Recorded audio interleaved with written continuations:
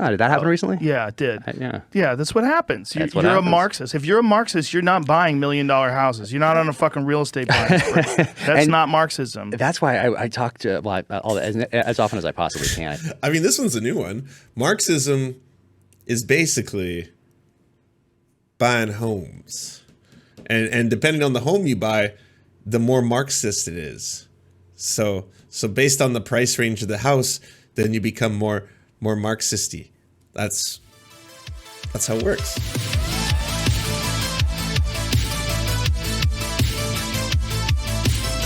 Joe Rogan experience. Do you know the story about this guy who is a liberal journalist who, what did he do? He agreed with someone that said something. He liked something about Alexandria Ocasio-Cortez. When did this happen? Did someone finally tell him how fucking horrifically ugly that last set was? That it looked like he was in a tanning bed? Like, seriously, that's like, you go to an interior designer and you're like, can I get like the motif of a tanning bed? It's like, what do you mean? Do you want like a tanning bed behind you? He's like, no, I want it to look like I'm inside a tanning bed. Okay, yeah, I could do that. And the police came to his house. Did you hear this story? I did. Pull his story up because it's so crazy. Crazy. That you go, this can't be real. And here now, we are.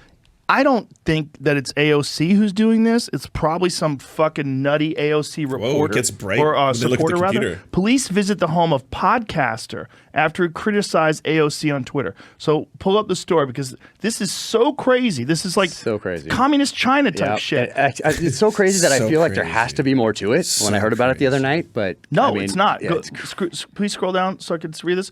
Here it goes. No, so I could read that Oh, tweet. yeah, it's about that interview that she had, which was... See, yeah, the interview was fucking insane my and gosh. so ridiculous. On April 1st, AOC did a live stream with Michael Miller, the head of the Jewish Community Relations Council of New York. She was asked about peace between... Now, what do we feel? Do we feel that Joe Rogan is going to do his due diligence here? He's going to look into the story, hear both sides, find out, like actually get to the root of it? Or is he going to go full conspiracy theory? Israelis and Palestinians. Her response was incredibly underwhelming. Oh, Jimmy Dore also spread this lie. Weird. Strange that. Almost feels like there's a pipeline. To say the very least. Now, if you listen to her response, she's unprepared. She doesn't really have a thing to say about this, so she basically just sort of uses word salad, and it's a nonsense answer. Okay, go. That is a fair criticism. That is a fair criticism. I'm not going to take that one away from Joe.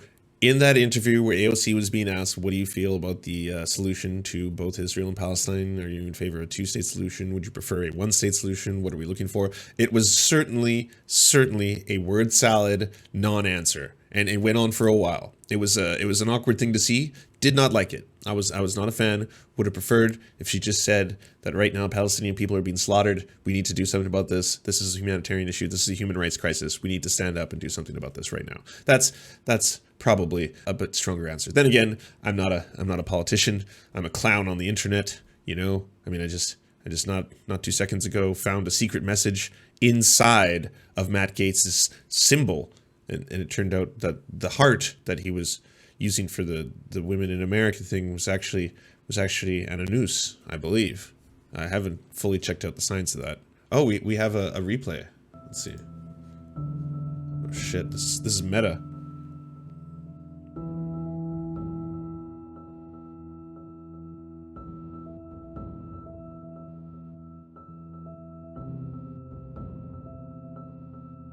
Prove me wrong, people. Prove me wrong. This is a breaking story. Like, you watch it here. You see the pipeline, the Jimmy Dore to Joe Rogan pipeline, the human centipede of information they feed as the food digests through 3 different stomachs. Well, this one here, you're going to see this all over the internet. It probably in a matter of a couple of hours, I promise you. And all of a sudden you're going to be like, whoa, who was the first person to discover that? Because, I mean, someone had to. Someone had to have made it. Anyways. Go back down. Go back right there. Really shaken up right now. So the guy puts this thing saying it's underwhelming. He puts it up on Twitter. I'm really shaken right now. This is the next tweet. I was just visited by 2 plainclothes police officers from California Highway Patrol at my home. They said they came here on behalf of the Capitol Police and accused me of threatening AOC on Twitter yesterday. This is provably false. So you go back up to what we just saw. Yeah. So this is all he said. her response was incredibly underwhelming, to say the very least. So someone decided that what he's... Now, the reason being is, I'm sure this is some sort of a supporter of AOC that contacted the Capitol Hill police and probably lied. But the fact that they could just come to your fucking house without any proof that it's not like he's saying this lady deserves to die, she must be stopped, we have to stop. None of that. None of that. None of that. Underwhelming, to say the least, which is a very mild criticism. It is, especially if you watch that interview. The guy's face is classic, though. The guy interviewing, it's just like, he can't believe what she's saying. It's classic if you watch his facial expressions. But this is what happens. Look, we should play it just so people understand because it's really a ridiculous answer. It is. But it's the kind of answer you give when you're in 7th grade and you're doing like the teacher asks you a question about a book report and you didn't really read the book. Exactly what it was. About Columbus, and it was so important that Columbus was here, because without Columbus, there's so many things that would not have happened. You know, what Columbus did was brave and amazing. You know, it's really that's like exactly what it is. And now you have to be careful. They might be showing up at your house tonight. They might be at the studio when we walk out of here. I don't think AOC does. I really don't. I think it's a crazy person that thinks that. This is just my opinion. I think it was most likely a crazy person that is angry at this guy for not towing the liberal line. Yeah. Because he's a liberal journalist or a podcaster. That's the interesting thing, too, when you talk about, growing up when we grew up, when you talk about liberalism. Columbus was an absolute inhuman monster, by the way. I hope everyone knows that. I think I'm preaching to the crowd there, but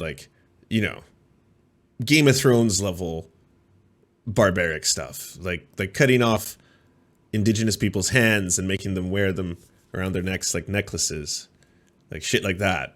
Like he was really bad. Like he was, even by the standards of the time. I know you can say like back in the day, things were different back then. People did all kinds of barbarism, and that is true. And by that standard, he was barbaric. Like he was an inhuman monster. So don't worship at the cult of Christopher Columbus. It means something different than it does today. And there's a difference between a classical liberal and a leftist. And what we're seeing more of in this country is those terms intertwined, and they're very different things. Yes. And leftists are kind of what we're seeing more of, which is grabbing this control, restrictions on freedom of speech, restrictions on owning firearms, restrictions on whatever they think might be quote unquote dangerous. Yeah. No. You're talking about libs. You just did the thing you were accusing of people mixing up. You just mixed them up.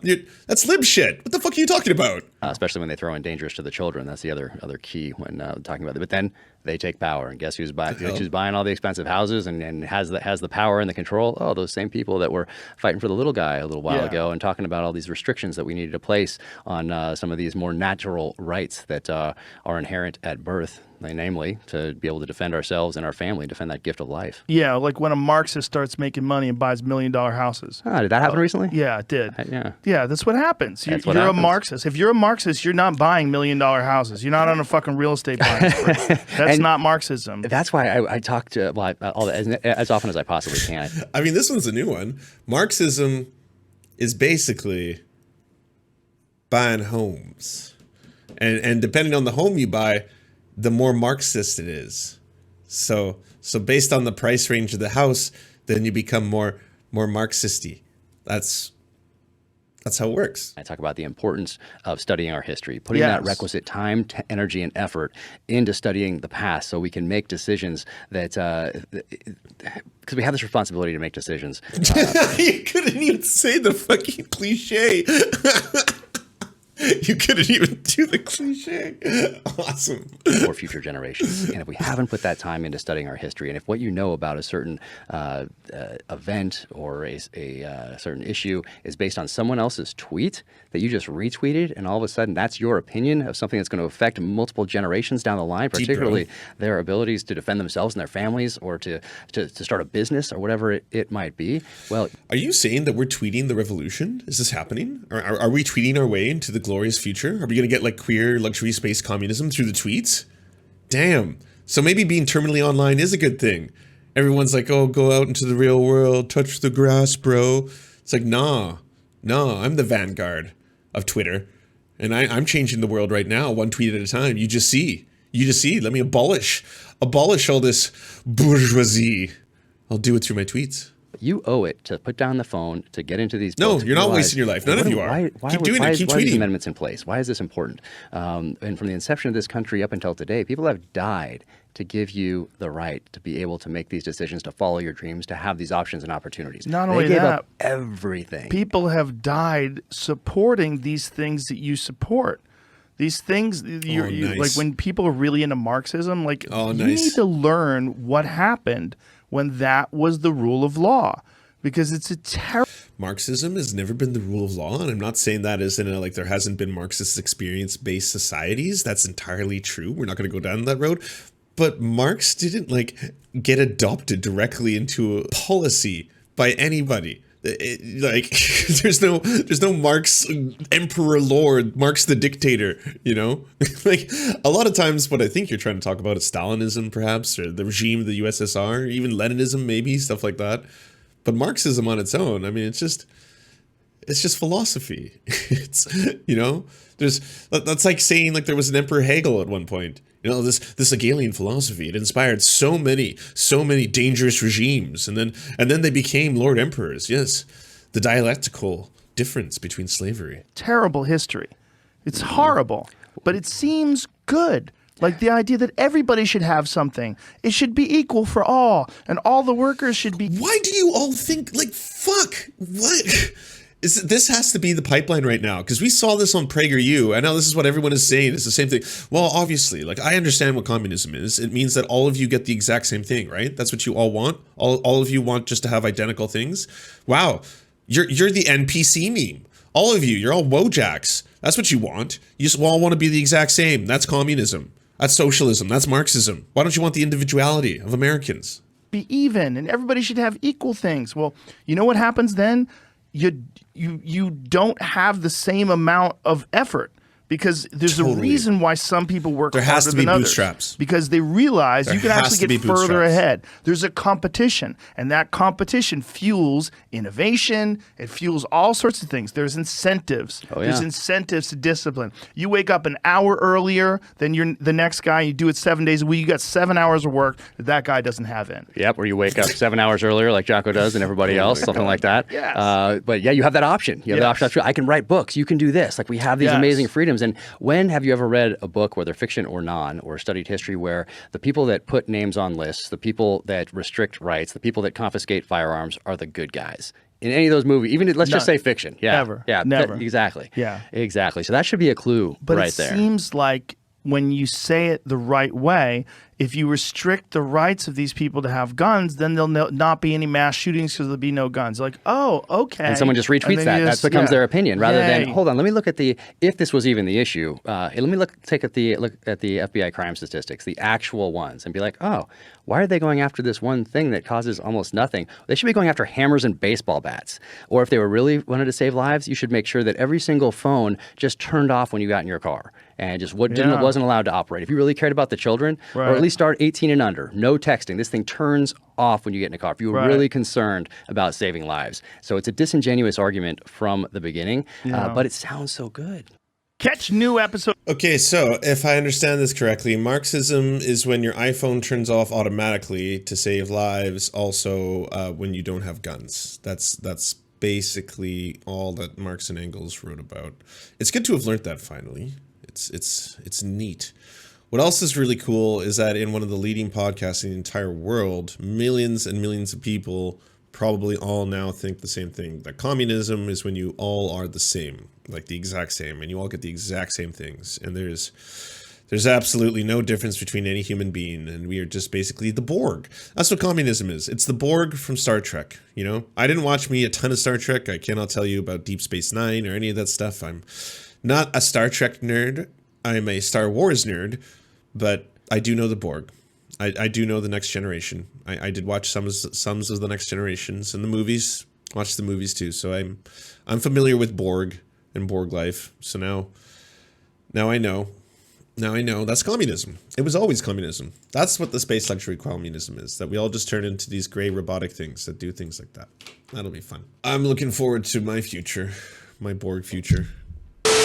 Hey, Do you like movies? Do you like Serfs? Do you want movies and Serfs watching the movies? So then come over to the new channels. It's the Serfs cinema. Thanks so much for watching, everybody. Can you do the thing, that thumbs up and comment and all those things that help us out in the algorithm that controls every aspect of our lives? Also, if you happen to have a Facebook account, can you delete it?